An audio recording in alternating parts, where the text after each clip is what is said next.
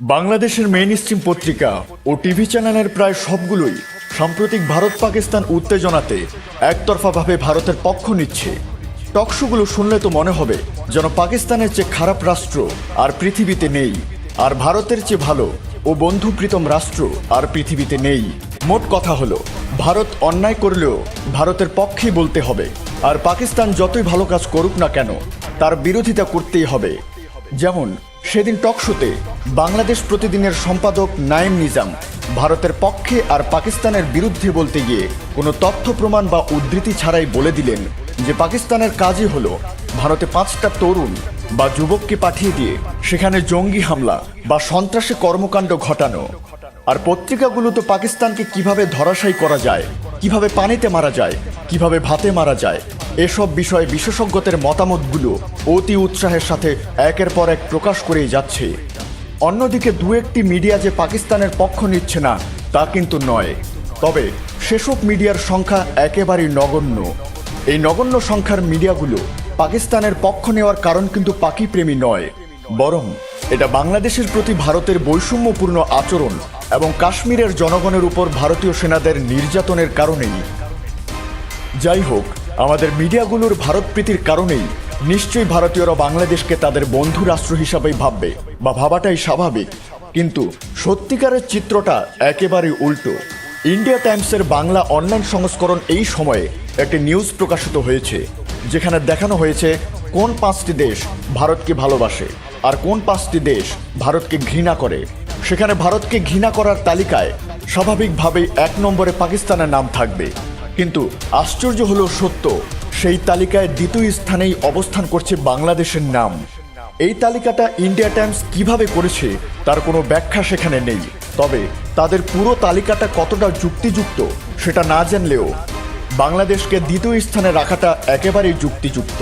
কারণ বাংলাদেশের দালাল মিডিয়া যতই দালালি করুক না কেন, বাংলাদেশের সাধারণ মানুষ যে ভারতকে কতটা ঘৃণা করে সেটা ক্রিকেট খেলার সময় প্রত্যক্ষ করা যায়।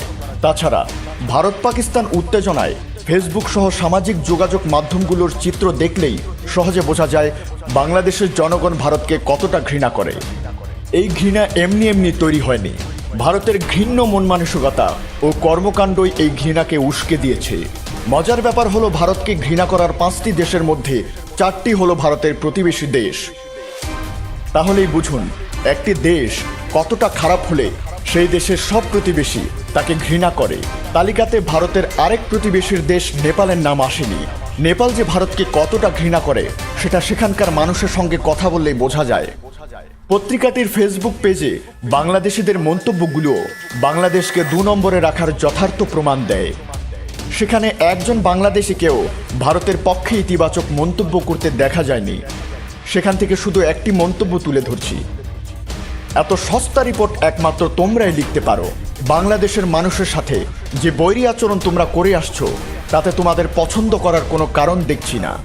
1971-এ তোমাদের সহযোগিতার জন্য আমরা কৃতজ্ঞ, কিন্তু ক্রিকেট, নদীর পানি, সীমান্তে নির্বিচারে মানুষ হত্যা, সমুদ্র সীমানা সব জায়গাতেই তোমরা আমাদের উপর অবিচার করছো। ধর্মনিরপেক্ষতার বুলি ছেড়ে তোমরা গরুর মাংসকে ইস্যু বানিয়ে মুসলমানদের হত্যা করছো। আবার তোমরাই বিশ্বের 1 নম্বর গোমাংস রপ্তানিকারক। ভণ্ডামি চালু থাকলে আগামীতে বাংলাদেশের একজনও থাকবে না যারা তোমাদের কথা বলবে। আর এমন যদি হয় তাহলে ভারতের জন্য সেটা কত বড় মুসিবত সেটা হিসেব করে দেখো।